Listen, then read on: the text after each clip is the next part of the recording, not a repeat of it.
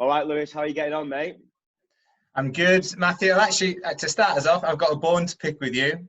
Really? What? You didn't give me those socks out of your van. I totally forgot to pick them up. I left them in the car, and you came to my hotel room with all the stuff that you'd borrowed off us. So I had it right there, but you should have asked. If you don't ask, you don't get, Lou. I know, very true. No, I totally forgot. And then I was putting my socks on this morning for the run. I went and met Miles, Mazzy B, for a run, and I had my run-through socks, and I was like, oh no, I forgot to get the run-through socks off Woody. I thought I'm going to pull him up tonight on that podcast. In case anyone listening is thinking, what are they talking about? Run-through have got their own kit brand, and Lewis and I have been working together on printing Lewis's team New Levels coaching logos on the kit. And then I promised him a couple of pairs of socks as a thank you, and it's not quite come through. But today, Lewis, we're going to talk about actually setting goals and then doing them. That's the main theme for this particular podcast that we're having today. So I know you've been in a reflective mood today. You've just been to George Gandy, who we both knew well. He was a coach at Loughborough University for years and well respected within the athletics world. Lou, how did that go? Yeah, it's really strange, actually, to be honest, because obviously going to a funeral in normal circumstances is always, it's always quite sombering and it's heartfelt, but it's also nice to see people who you've not seen for a long time. So it's always a bit of a weird setting, but it was just obviously with the whole COVID situation, you can't hug anybody. You've got to keep your distance away. I was actually in the past and present students guard of honour, which is 30 of us in total. And that was planned for obviously the coffin to come down and then the family to follow, and then the guests who were actually in the funeral to walk down that guard of honour, which it was really nice to see the number of people that George has touched and the number of lives he's changed in the course of his career. I mean, it's an unbelievable story when you look at what he actually achieved, not just at Loughborough, but I think in looking back, he went to 10 Olympic Games as a coach. That's unbelievable. 10 Olympic Games. And it was nice to just look around today and see the likes of Sebco there, Jack Buckner was there, Wendy Sly was there, but then also looking at the youngsters who were there as well and thinking he was still very much involved. Even at the age of 80, he was still hands-on, right until the day he passed away. The day before he passed away, an email went out from him about training, about coaching, and I think that's probably what makes me happy deep down is he lived a full life and he died doing the thing that he loved doing. Definitely. He's a great example of someone who's obviously over a long period of years set himself small incremental goals from obviously coaching the athletes he coached back in the day, like you said, Jack Buckner and Sebco, these fantastic athletes who won medals at world and European level. But then he's also coaching athletes to this day as well. So I think that he would be a great example, and most coaches are a good example of setting goals for their athletes. And in the Run a Retreat podcast and at the Run a Retreat itself, you'll be learning about how to do those things. But Lou, do you have any tips? Like, I know you don't generally like to give away general advice. Everyone's got their own specific needs. But in terms of goal setting, is there a way that you think that people can approach it in terms of their training and their racing? So if you can delve into that. I've done a bit of this on social media recently, actually, and George is actually a really good person to start with. So let's stay with George, because George was really big on progression and setting goals at the start of a season, but actually progressively working towards those goals. So not just having short-term goals, having long-term season goals as well and working towards those. And whenever you came to Loughborough and worked under George, he very much set that principle in place. We used to joke about in-your-face progression, progression, but it always meant that you were striving for consistency and trying to be progressive over the course of the season. And if we break that down to the way I set goals, I start from usually, depending on who I've got, but I usually start in the long term and look at, okay, what wants to be achieved in the long term? So let's say somebody's running a marathon in 6 months' time. Now, 6 months is classed as a kind of a medium-term goal, but if you're working with someone for that set time, then that's the longest time you're going to be working with them, or you're going to be working with them. So then it's about backtracking from there. So what is the goal for the long term? What is that marathon goal? And I believe that should be a big goal. You shouldn't set yourself, I hate the term realistic when it comes to especially long-term goals. As you know, like, what is realistic? You're always err on the side of caution. So I give a principle, I work with the athletes, I say set big goals, and it stands for, the set stands for scary, exciting, but it has to be time measurable because we've got to give ourselves time to do it. And then the big part of it, it stands for, you've got to believe in your goal, you've got to imagine that it can happen, and then you've got to go after it. So there's a little bit of actually doing involved. There's a little bit of mindset and visualization, but also there's a process of you're working towards something that excites you. And then it's about breaking it down from there and always setting yourself smaller goals in the lead up to those big goals to give yourself something to work towards. That's a massive part of it. So giving yourself something to work towards. But if someone doesn't have something to work towards, do you recommend creating an artificial goal, something that they think is unachievable or they think is outrageous? Like you said before, like you don't know what you're able to do until you actually do it. But do you think that sometimes you can get lost by creating those goals that are too big, or do you think that we should create smaller ones that are more achievable? Good, really good question, that one. I think personally, I believe people get lost when they don't have goals. And I talk about it, they go around on this life cycle where they're just wrapped up in work or training and they're forever on this cycle. They don't sit down and reflect on how they're doing. They don't set new goals and they don't have something to strive towards. And again, let's go back to the funeral today, just because it is topical and it is something that certainly touched me. It gives you time to reflect. But you sit there and you think, what is our purpose in life? I know it goes deep, but you think, what's my purpose? And you can get carried away in life not having a purpose. What are you getting up for? What are you working towards? And I've been big recently, more so in lockdown, of getting myself on a morning routine and giving myself purpose every single day. What are my daily goals? What do I want to achieve? Even if it's just one thing, but what am I achieving in that day? And it gives you motivation. It gives you a nice kick. So I believe by setting yourself small goals, I definitely think it gives you a purpose and a plan. I think where you quite rightly say you can get lost is if you set something that is so audacious that, you know, you're never working towards it. It's almost that saying of you have a vision, but you don't really believe in that vision. So it's becoming a bit of a nightmare because you're not actually working towards it. I think that's the biggest thing. You always have to believe that you're following a process towards that big goal. I think we both chatted about over the last couple of weeks having kind of goals where there are 3 years in the future, and then we kind of broke it down from that point onwards. So 3 years in the future, 1 year in the future, 3 months in the future, and then we go and break those goals down into individual things that you can do. So when it comes to training and racing, in 3 years' time, if your aim is to run a sub 3 hour marathon, which if you're running, say, 3:40 at that point in time, it might be very, very scary and probably seems quite far off. But if you think that is your goal for 3 years' time, what do you need to do year on year to get to that point? If you don't get that, that doesn't matter. It's then breaking it down into those small deliverable chunks, which you can do week by week, are the ways to reach that. And that principle is applied not just in sport, but it's applied in business as well.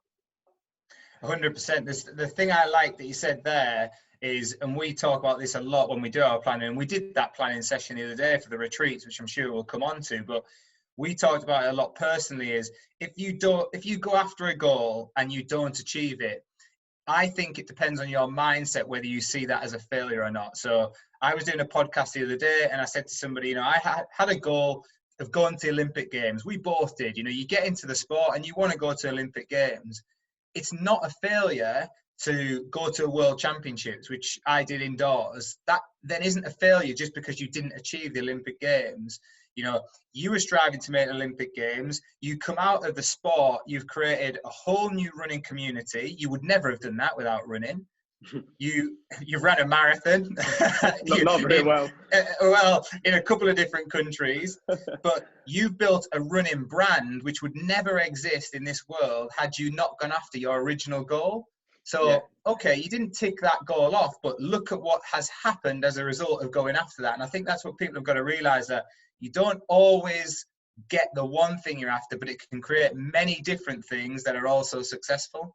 It's like that age-old thing: if you reach for the stars and you land on the moon, it's not so bad. Yeah, got the quote there's on the windowsill, right there. Really? Says, don't tell me the sky's the limit when there's footprints on the moon. And then there's also, if you reach for the stars and fall, you'll land on the moon or whatever it is. But it is hard though to kind of reflect back to that. So say if your aim was that sub 3 hour marathon, you are running 3:40 and that is 3 years away, and then you get an injury and something gets thrown at you, something that stops you in your flow. Like, how do you change the way you think to keep on track for that 3-year target, that 3-year goal? So I always say this to the people I work with, because everybody in life assumes everything goes in a linear direction. Everyone thinks, and just if people don't understand the term linear, I only say that because I never knew what it was till I started my degree, because I never paid attention in science or mathematics. Or is that like to the side? Or? But what we're looking for there is just progression over a period of time that continues to go up, up, up, up, up. And that's what we assume is going to happen. And when you start off in a sport or you start setting goals, that is often what happens. You start progressing up, up, up, up, up. But really, the road to your goals is going to be up, down, round, backwards, forwards. It's going to be absolutely all over the shop. But what you've got to look for is, like anything in life, is consistency over time and knowing that you're making small improvements over a period of time. So don't become obsessed with the numbers, which people do, especially with counting mileage and focusing on the time. I coach a lot of athletes who say to me, oh, I'm not on track to hit that time because I can't run this by this date. I'm like, but what does that mean? Like, if you break it down, they can't even tell you what it means. I'm not even looking at it as a coach, but they become obsessed by the numbers and this time element. But what you're trying to do, I think you've hit the nail on the head. It's almost being confident in your own mind and your own ability that you're on track. But checking in with somebody is a really good way of doing it. So having a coach, we've always appreciated having a coach in our lives, in any aspect of our life, and checking in with those people can just help to reassure you, because quite often when you're on your own, you just overthink things.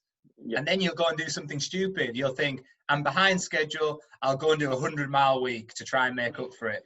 And then guess what? The injuries come, and then you're further behind, and then you question things further. So it's difficult, but I think it does come down to mindset and being confident. And I say, be careful how high you ride your highs, because ultimately, if you ride your highs high, you're going to ride your lows low as well. What you're looking for is middle ground. So take your wins, but take them on the chin and go forward with them. But take your lows on the chin as well and go forward with them. Learn from them and let them take you forward. Learn from your mistakes, learn from your setbacks, and that will push you forward. Can you think of any? I know you competed for Great Britain in the World Indoors. You competed at a high level over a number of years. Can you think of any examples in your running career where you've had a goal for 2 or 3 years in the future, and then something's gotten away and the goalposts have moved, and how did you adapt to that?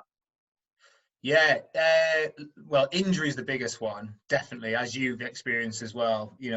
Every athlete experiences some kind of injury in their career. If they don't, it's a nigh on miracle. Yeah.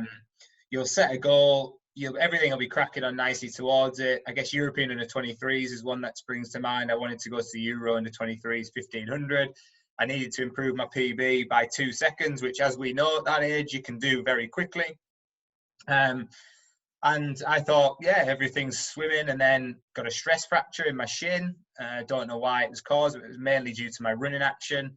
But then I had to adapt, cross-train, nail the cross-train as much as I could to keep fit aerobically. And I didn't achieve the qualification standard. I ended up being just over 1.5 seconds out. But I ran a PB still that season. So although I didn't go, I was still progressing. So I told myself, okay, I haven't made the championships, but it was a very strong year. The 3 guys who went from Great Britain that year actually all of them finished in the top 6 at the championships, which is incredible. It was James, I believe it was James Brough, David Forrester, and Ricky Stevenson. So very strong team. Yeah. Very strong team. So to kind of reflect back, and at the time you had a coach, probably it was John Nuttall at the time, was it? I think. Yeah. And obviously he's a professional coach and he knows what he's doing. But did you ever set yourself your own kind of private targets that you didn't kind of want to discuss with the coach because you thought they might be a bit too grand, or you didn't want to share that particular part of your life? I think yes, you do. I think you share my running goals were quite clear because your coach has to know them in order to set your plan towards them. So you are planning as a team towards that goal. But then you definitely hold some things to you as well. So personal goals. I didn't just have running goals, I had career goals as well. You have personal goals. It might be that you want to get into a relationship with somebody. That can be, a goal. It just depends how you word that. So I think some are good. I think every goal should be written down. I never used to do that. I do now. I write my goals down and I keep some of them personal to me, but some of them have to be shared as well because some of them involve you, for example. We were having a chat the other day about the retreats and where we go from here and what we plan for the future. I have to share that with you, but it's still a personal goal to me. But there's some that are personal to me, which I want to achieve in my life that I won't share with people. Maybe I will when I achieve them. But I think it's a balance, isn't it, of both? Would you agree with that? Yeah, I was thinking from when I first asked the question at the start of the chat here, I was thinking of situations where, for example, someone decides they want to have a child, for example, in say 3 years' time, good one. and they're a female athlete, and they really want to run a marathon in a certain time, but they want to have a child as well. So it's not judging yourself for those goals changing because of your circumstances that aren't related to the running changing around you. And sometimes that is injury, like you said, but sometimes it is a personal goal that will affect your running. And then my reason for the question was trying to find out ways in which you can help create middle goals in between to kind of bridge you to get to that 3-year plan again after or before that life goal has got in the way. We spoke a lot in the previous episodes about adapting, and goals have to adapt. You have to be able to adapt them. You can't have them set in stone. Again, nothing in life really works like that. Like, take example, you're going to buy a house and you get a completion date. It's very rare that actually goes ahead on that date. But you should always strive towards that goal. If a female athlete gets pregnant, it might be actually that a lot of female runners do very well after pregnancy. They come back stronger. Paula Radcliffe's a good example of that. Liz McColgan is another good example. And they come back and they are stronger as a result, but their goals stay the same. It's just the time changes. They still want to achieve what they want to achieve. And I think, it comes back to what we've discussed a lot in previous episodes is you've got to be willing to adapt. Don't get stuck in stone with things. And again, that becomes almost another mindset thing, isn't it? Do you become obsessive over everything? Do you get bogged down by the date that it has to be achieved? Can you be flexible in your head? Is it even important to have those goals so far in the future? Are the most important ones the deliverables that come with your 1-year plan? Are they the ones you got to focus on, or is it always have that lofty ambition there in the future?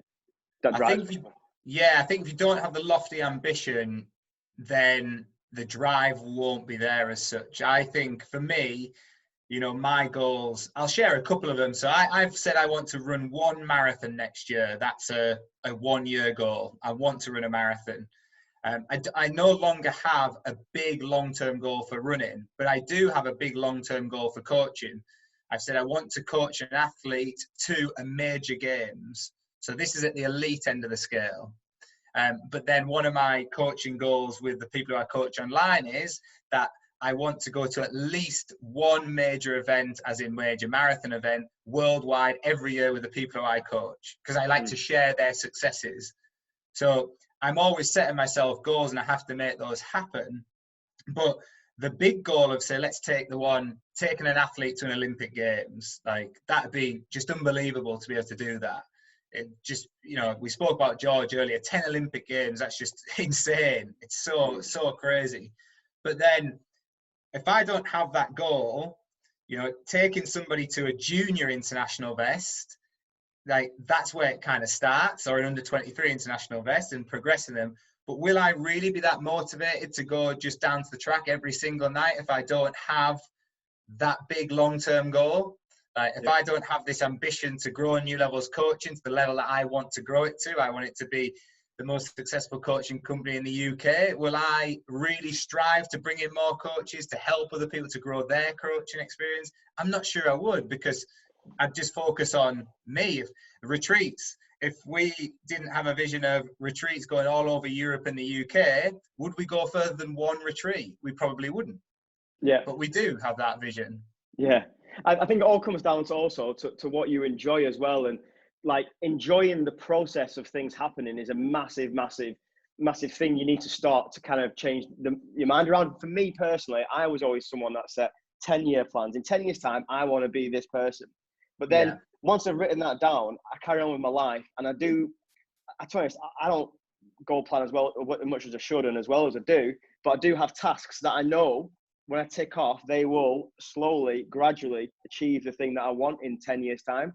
And that's how I've done things. But we discussed this week about the 1 year, 3 year, and doing that kind of method, I think is a really, really, really measurable and achievable way to do things. But enjoying the process along the way to get there is the key. 100%. And I really like what you said there about what person do you want to become in 10 years' time, as opposed to just what do you want to achieve. I think that's really important. So where do you see yourself in 10 years' time or 3 years' time? But what do you look like as a person because of that? So is it that you want to be an inspiring coach, or do you want to be a 3-hour marathon runner? But what are you gonna look like? Are you gonna be happy? Are you gonna be healthy as a result of that? You know, is that going to affect your lifestyle? Is it going to help you to become a better family person because you're happier and fitter? So I think you've always got to think of that. But then you're absolutely right. I put something on social media a couple of weeks ago about being in the moment and enjoy the journey towards the goals. Because if you don't take time to enjoy the journey itself, then the destination just won't be as enjoyable when you get there. Yeah. You know, you've got to enjoy it. Some athletes might disagree with that. They might say, oh, there's not much enjoyable about training, but I think there is. There's enjoyment in hurting yourself and making yourself strive to be better. And actually the final destination is just the end product, but the journey itself, the people you meet, the places you go, the sessions you do, like the miles you count up, it's all part of the journey.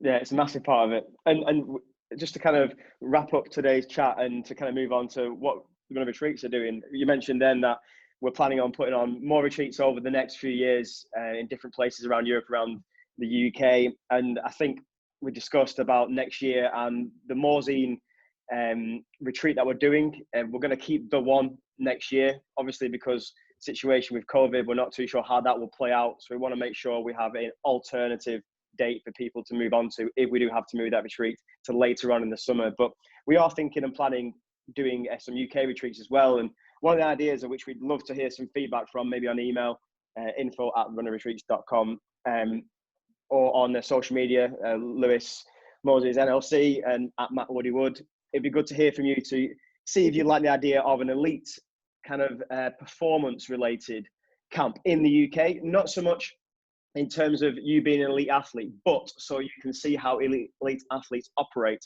in their environment. So sometimes you go into, athletes go into training camps and it's a bit unknown and a bit crazy for people to think about what they actually do in those camps. But because being at Loughborough, Lewis, and going through all the experiences you have in that area, you've got a real good insight into how things work. And we think if we can maybe put a camp on in the UK that mimics these things, would you be interested? And would you be interested in coming down and joining us?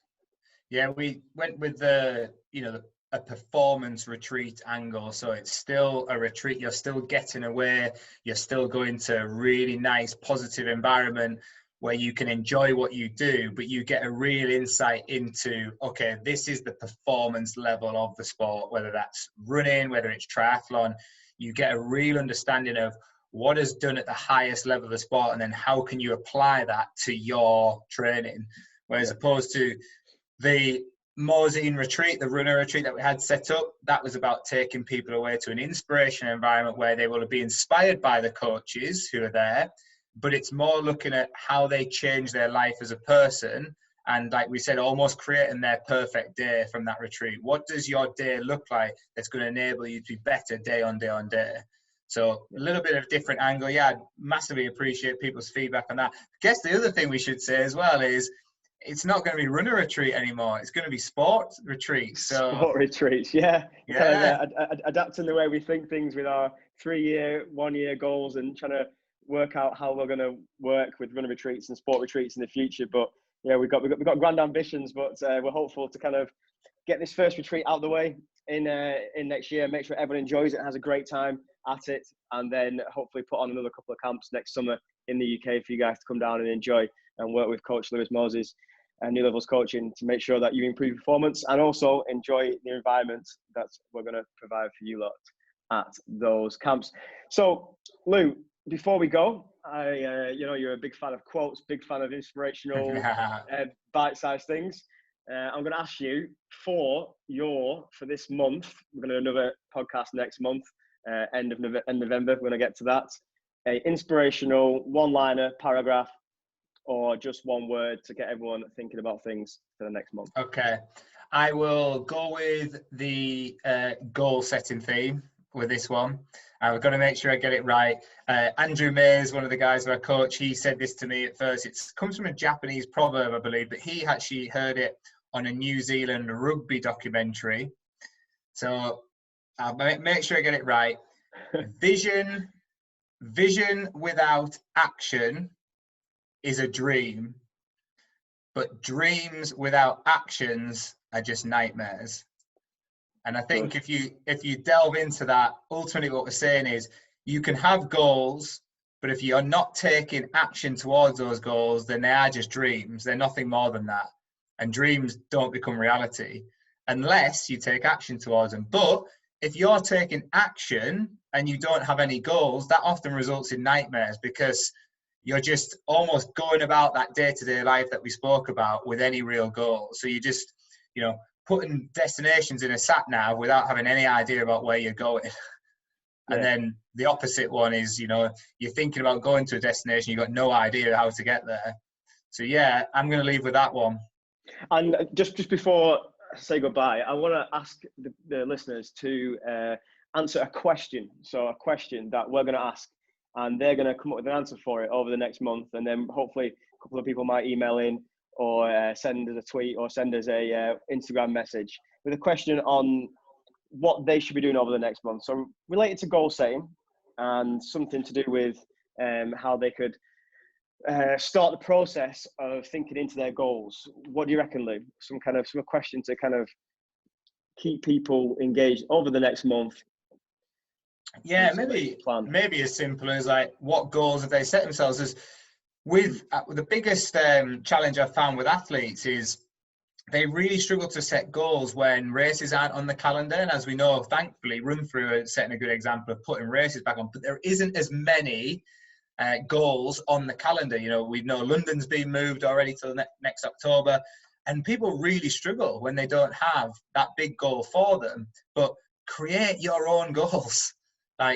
Create your own goals. So what goals are you creating for yourself? Are we going to go big? Are we going to go long term? Are we going to go short term? I think for this week we'll go long term. So long term. And I like the thing that I know we talked about the 3-year, 1 year, but in 10 years time, who do you see yourself being? Is that an inspirational dad, inspirational mum? Is that a faster runner? Is that a better person in terms of rounded with your with everything you can do to improve yourself? What is it? 10 years time, who do you see yourself being?